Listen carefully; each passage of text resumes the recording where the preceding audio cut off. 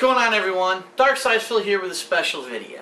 And it's rare when I have an occasion like this that I really feel the need that I have to publicly speak about something that's going on, because I feel that it is so important, or maybe getting so blown out of proportion, that I really want to give my perspective on things. Okay, I want to up front apologize and say this video may go long. This video may be multiple parts. I don't know what's going to happen, because I really got to just clear my chest on everything that's been going on right now regarding the fighting game community. Not only in the past, week, which is when a lot of stuff has been coming to light and a lot of crazy shit's been going on, and a lot of fingers have been pointed and blame's been passed, and a lot of negative shit, let's put it that way, in regards to the fighting game community. And I have a lot to say. And no, it's not one-sided at all, because I believe that I have a very unique perspective on the fighting game community for several reasons, but primarily because I grew up in arcades with fighting games. They became pretty much my main hobby for most of my life until just a couple years ago. I'd probably say around 2007, 2008 is when I kind of fell out of the competitive fighting game scene. And I've firsthand experienced what it is like to be in the competitive fighting game community, and I know how it was back then in the 90s and the 2000s, and I can see how it's changing and evolving today in the modern day, now that fighting games are coming out more into the mainstream.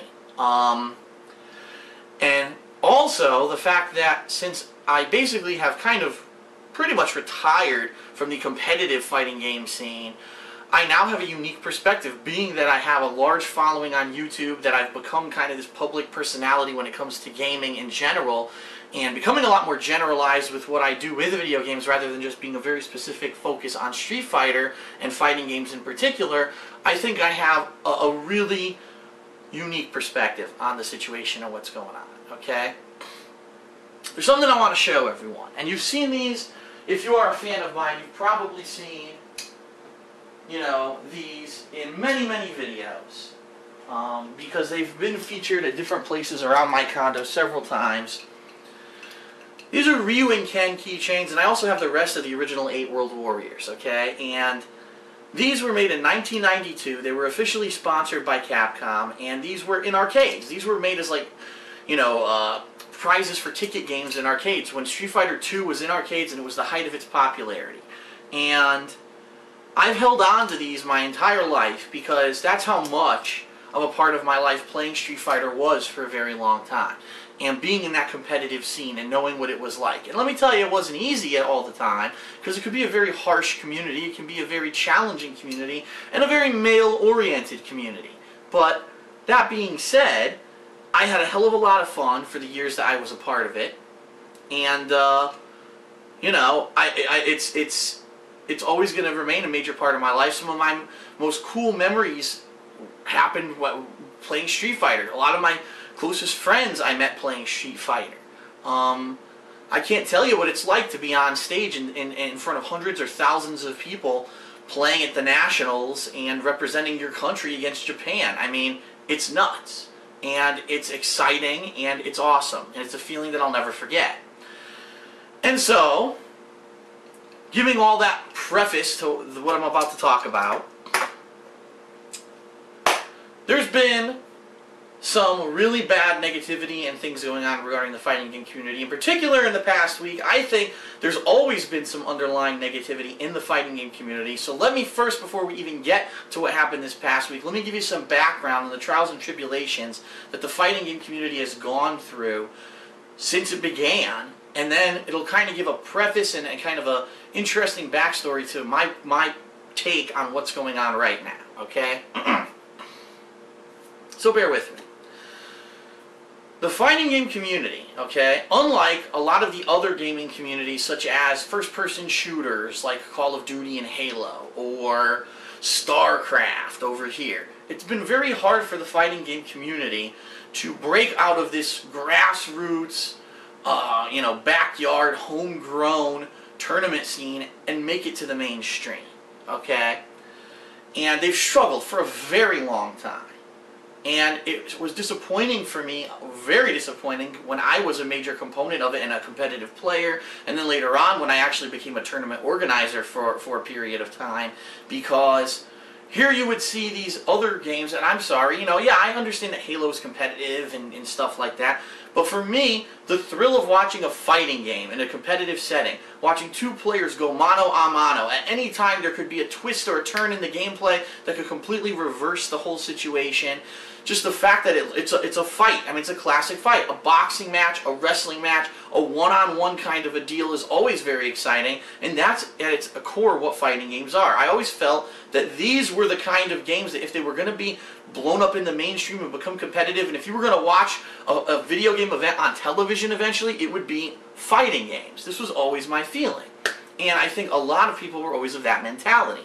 Problem being, unfortunately, fighting games, for multiple reasons, really had a hard time breaking into the mainstream because of sponsorship, because of media coverage, and let me get into that a little bit. Well, first of all, you have to understand, these other communities like Halo, like StarCraft, where did those communities start? They all started online. They started on a console, people fighting over the internet. Completely different mentality than how the fighting game community started. The fighting game community started in arcades, okay? And back then it was smash mouth, it was gritty, it was all about going to your local arcade on a Friday night, and yeah, I know I say Friday night, and oh, you're a loser, you went to play video games on a Friday night. But this is what it was like. You would go there, and there'd be a bunch of people sitting there at the cabinet, two people playing, and a whole line of people around the cabinet waiting to play, all watching intently. And it wasn't a friendly, inviting atmosphere. Absolutely not. People would talk shit to each other. If you weren't good at the game, or if you haven't proven your skills yet, if you haven't stepped up there and beat everyone's ass on that game, you were seen as the nobody, the loser, the noob, the guy who, was going to get his ass beat, and who are you to talk shit or say anything to anyone because you haven't proven yourself in this community yet. And that was the kind of mentality it was. It was like the boys club. It was a gang of people who every week they would get together and beat the shit out of each other like a fight club and talk shit about it and have a good time. And then obviously, as you were known in these circles, whether, your local arcade or whatever, well, for me it was always my local arcade. People got to know me. I got better at the games. I got respect. And then people eventually, even though they'll still talk shit to you or whatever, they accept you for who you are, okay? Of course, it was a very inclusive, very male-oriented community. I mean, what girl, and not to say that there aren't women who would enjoy that, but what girl wants to walk into an arcade full of these, teenagers, college-level guys who are all just acting like assholes, talking shit to each other, and really just giving each other a hard time, and try to step up to an arcade cabinet and try to play a fighting game? It really wasn't a very inviting atmosphere. You really had to have balls, to be honest. I'll be honest, there were times at my local arcade people got their asses beat. There was one time when a guy talked shit to another guy and he says, you know what? You can say whatever you want. I'll be waiting for you in the parking lot after, the place closes. And the kid was so fucking scared that he was going to get his ass beat that he crawled into the bathroom, climbed on top of the toilet, climbed into the ceiling of the arcade, and tried to shimmy through the ceiling tiles above everyone to find a way out of the arcade, and he got stuck in the ceiling and the fire department had to come to get him out. That's the kind of atmosphere that was present in a lot of these arcades. A little bit different than you just popping a game into your Xbox, jumping online, going into matchmaking, and starting and playing some random guy. There's no pressure in that situation. There's no, sure, there could be trash talking. If you have voice chat on, you could turn it off. You have all these things. You're safe in your own environment at home. Back then, it was a hostile atmosphere, and you really had to be manly and, and tough and have balls to be able to step up before fear that you were going to basically get your ass beat or made fun of the entire night if you weren't good at the game. So, yeah, those are the roots of the competitive fighting game community. Do you understand why it's a little bit different than a lot of these other communities that came about when everything was online, okay? Now, that being said, I'm not saying that it was a horrible experience. Again, if you were a guy and you were friendly with these guys, it ended up being awesome.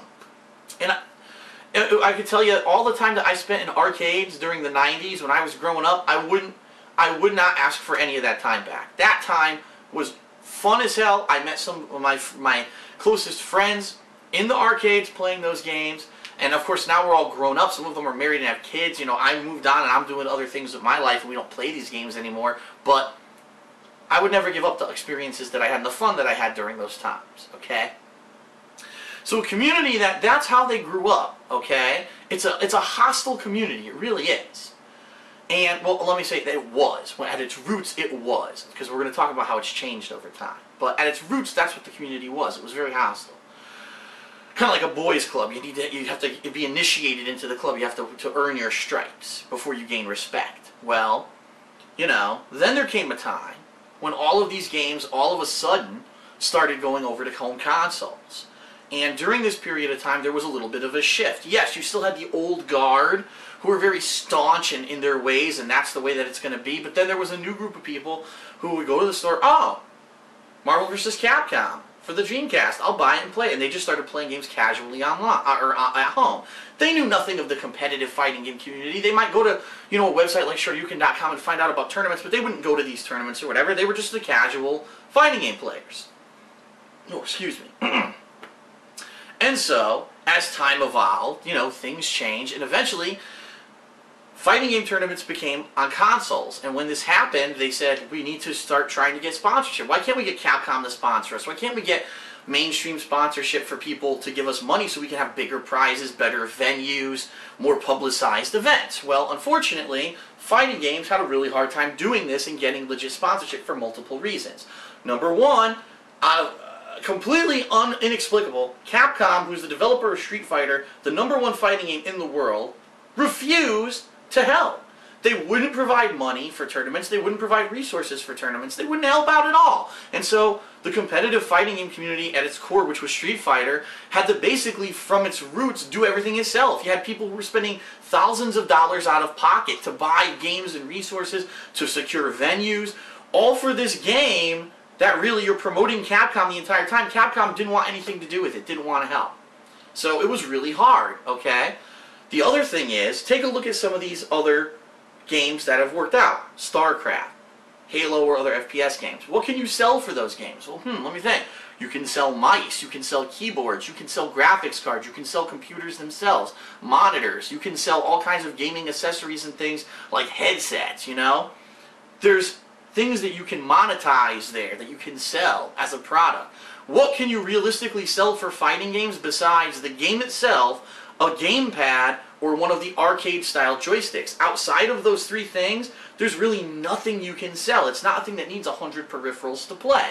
And so, unfortunately, back in the early 2000s, a lot of these companies that had opportunities and were sponsoring these places went with things like Halo, the FPS games, StarCraft, and fighting games were left completely alone. And so they've been struggling for a very, very long time to break into the mainstream, to finally get mainstream coverage that's positive, because there actually were years when places like G4 went and covered the Nationals of Street Fighter Evolution, and all they did was make fun of it, because they had no reference, they didn't understand what was going on, they didn't give a shit, they just decided to go there and make fun of everyone there, and they thought that would be a funny half-hour, you know, comedy show, rather than a serious media coverage of the event. So, all that being preface to, you know, where we're coming today and where things are going today. The fighting game community has always primarily been mainly male-oriented because of its roots, because it grew up in arcades, which was a hostile atmosphere. And because of that, it's always been seen to be acceptable that it's our community, you know, we built it from the ground up, no one helped us, we didn't get any sponsorship, we did all the work, so fuck you. If we want to swear at each other, if we want to talk shit, if we want to say ridiculous things about, you know, the female characters in the game or whatever, or make gay jokes or insult the players, we can do whatever we want. It's a smash mouth community. This is how it's grown up. We don't want to censor it, because if we censor this community, it could change, it could become diluted, it could become more mainstream, like if you watch one of those StarCraft streams or one of those Halo streams, a lot of people who watch will say those are boring. There's no real flair to anything that's going on. No one has a fucking personality. It's really just boring and watered down. It's like fucking watching golf, you know? So we don't want that to happen to our community. We're the ones who built this thing from the start, and so this is how our community should be. We should all be free and open. We should be able to bullshit with each other, talk shit, and to hell with anyone who thinks they're going to step in and try to change it. And a big thing, a big term that's been thrown around that's really been a center of controversy is this word esports, okay? Saying that, oh, it's not competitive gaming anymore, it's not fighting game tournaments, it's esports. And trying to categorize all games that are played on a competitive level under this umbrella of esports. To which a lot of people are saying, what the fuck? How can you even call it a sport? It's not a physical activity. It should be called like a, you know, competitive fighting games or competitive video gaming, something like that. And understandably, you know, people from the fighting game community who have been there since day one are very, they don't want to be included in this term esports because, again, they said we're different, we do things differently, we do things our own way, and you know what? Maybe if these corporations and if everyone wanted to give their support back in 2000 when we were first in our developmental stages and we were growing up, maybe things would be different today. But you guys basically gave us the big fuck you. We did all this on our own, and now we're going to do it our way. You can't expect us to conform to what you guys want to do. Okay, and because of this, in recent years, even especially since the resurgence of Street Fighter in 2008-2009 when Street Fighter 4 was released, even then, even though it's the biggest selling fighting game, you know what I mean, and since then you've had how many sequels? You had Marvel vs. Capcom came back, new Tekken's coming out, new Soul Calibur's coming out, King of Fire, all these fighting games that are coming out, and fighting games are bigger than ever, you still find that the mainstream media, and even not just mainstream, but the mainstream gaming media, still really don't cover these events. They kind of admit that they exist, but they don't consider them the competitive level of sports like MLG and all these other leagues and things that are going on with other styles of games outside of fighting games. And it's frustrating, again, for the fighting game community. Again, we got stiffed again. Look, we put out games that are competitive. You can play them online just like all the other games. And there's no reason for these games not to get the attention that they deserve, and they still don't get the attention they deserve. And it pisses people off. And you know what it does? It pisses me off because it is. It's bullshit. It's prejudice, and it's because, again, the corporations couldn't find a way to cash in on fighting games until just recently, and therefore they don't get the coverage in the media that they should get. It's that simple. Now, here's what's been going on, okay? And then we're finally going to get into what's at hand. In the past year or so, fighting games have actually been taking off a little bit more in the known media, the gaming media, because of streaming. Because we've had these people who are dedicated to streaming all of these events over the internet live. And so, previously, you know, the nationals, the fighting game nationals, if you didn't attend, you had no idea what happened. Maybe you'd see some videos on the internet afterwards. Maybe you'd buy the DVD and you'd be able to see it, but you have no idea. Now, all of a sudden, it's instantly streamed over the internet and everyone can see what's going on, okay? In addition to that, like I said, since these new games have come out, they've become more widely available than the fighting games ever were before. People are playing them online. You don't have to go into this arcade mentality where it's like a hostile environment. You can just sit in your living room and play these games. It's a completely different situation than it was back in the day. So thousands more people are trying to get into the fighting game scene than ever before. And so now it's this unique opportunity of the people who are interested and the ability to actually broadcast the results of these tournaments to push into the mainstream media. Let's get these things recognized. Now you're seeing teams like Mad Catz, who makes joysticks, Hori, who makes joysticks. They're stepping up and they're sponsoring players. It's basically turning into similar to what, again, the FPS games, StarCraft, what those things have had for a decade, fighting games are finally starting to get. And anyone who's in the fighting game community, you know, is really enjoying that wave of popularity. And myself, even though I'm not directly involved with it, I'm happy too. Because I've dedicated a lot of my time, a lot of my efforts and resources to the fighting game community. And even though I'm not necessarily a part of it, right now, the competitive side of it, I'm still very happy to see that it's succeeding. Or at least to the point where it's almost succeeding, or it's almost getting there. Okay? All that being said, this particular week that just passed was a unique week for a number of reasons, but in particular because, for the very first time, Capcom has spoken up and said, since it's the 25th anniversary of Street Fighter, we're finally going to open our bank account, and we're going to throw some money out there, and we're going to actually sponsor events.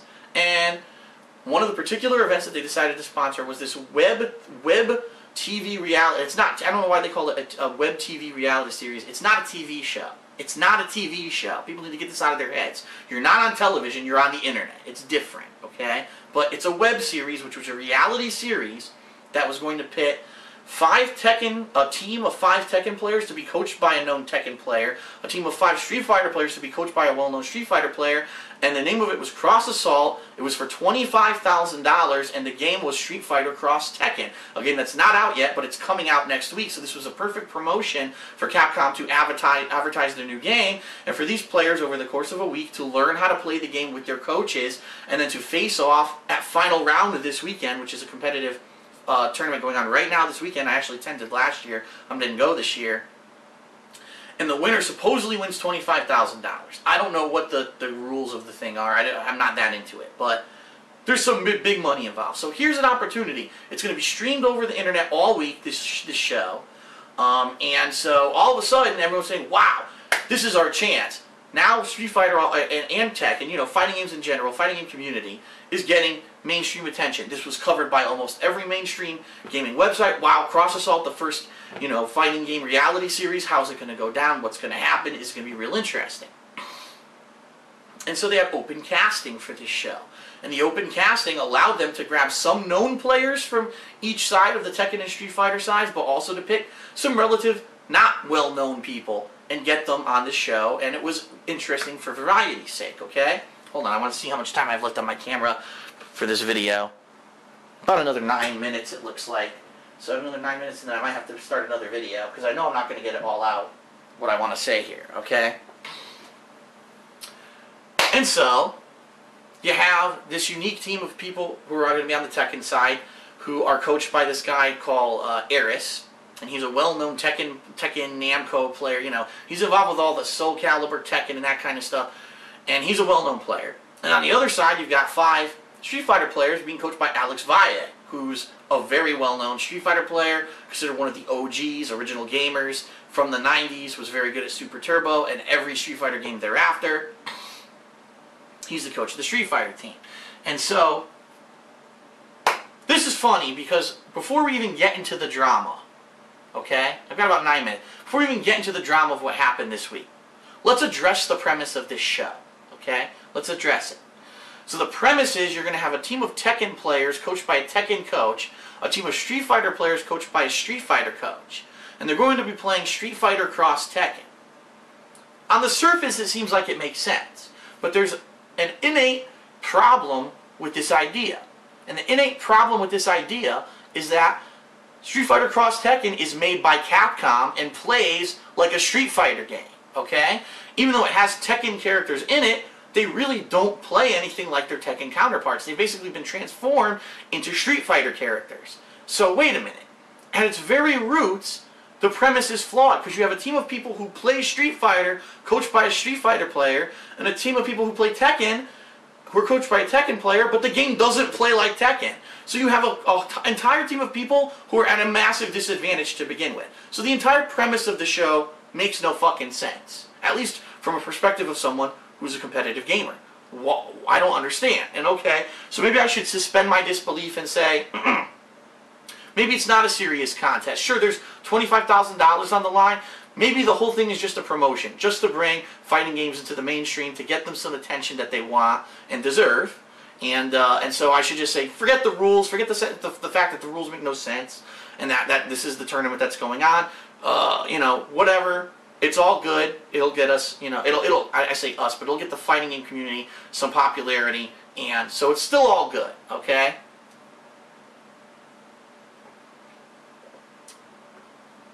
Whatever. I'll suspend my disbelief for that and say, I don't care if the rules don't make sense.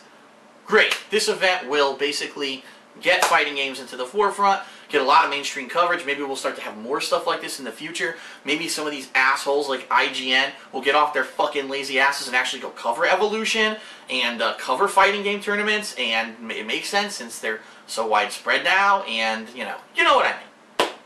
So anyway, the show, each team, just so you know, on the show had a female gamer. Okay, and it was four males, 1 female gamer on each team. I don't know if that was intentional, you know, who knows what the casting. When they cast for these things, they routinely cast for them in really weird ways, you know. Sometimes they cast on looks. I've actually seen that. They cast for a video game show on looks. It's a video game show, you fucking idiot. It should be about people who play games, not fucking some model out of college who is looking for work and you put him on your show just because he's good looking. You know, it's stupid. But anyway, so they cast these teams, and the show starts, and the premise of the show is you get to see these players playing and training all week, streaming live over the internet. And then there's like elimination rounds where each day these people face off and they eliminate each other. And then later on there'll be a second chance for some of the people who lost during the week to come back. And there's going to be a top 4 players who are going to qualify, and they're going to go to final round this weekend and play in this tournament, and the winner will win the 25 grand. Again, I don't know how, maybe it's not really 25 grand, maybe it's prizes. I don't know how the prizes break up. That's not the whole point of this video. Okay? So, all this leading up, and it's hype, and everyone's like excited now. Wow, we're interested to see where this is going. What's going to happen on this show? It's the first time this thing is ever happening. But immediately there's some backlash, because some people are saying, well, look at the people who got cast. You got a couple people who really are professional gamers. You got some people on there we never heard of.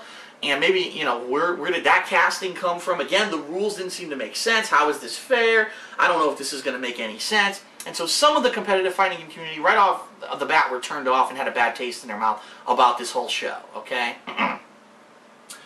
So now, when we come back, because this is obviously, I'm going to end this part, I'm going long here. I'm going to have a set part 2. We're going to discuss what happened on the show during the week, how it blew up and became such a giant controversy, what my feelings are about the fact that it happened, about the way that it was treated by the media, and then kind of like just my overall perspective on everything, okay? So be back. This was like part 1, the preface, the backstory on the fighting game community. When you come back for part 2, we're going to talk about the important stuff, the stuff that happened this week, and my feelings on it and what to do with it, okay? So thanks. I'll be right back.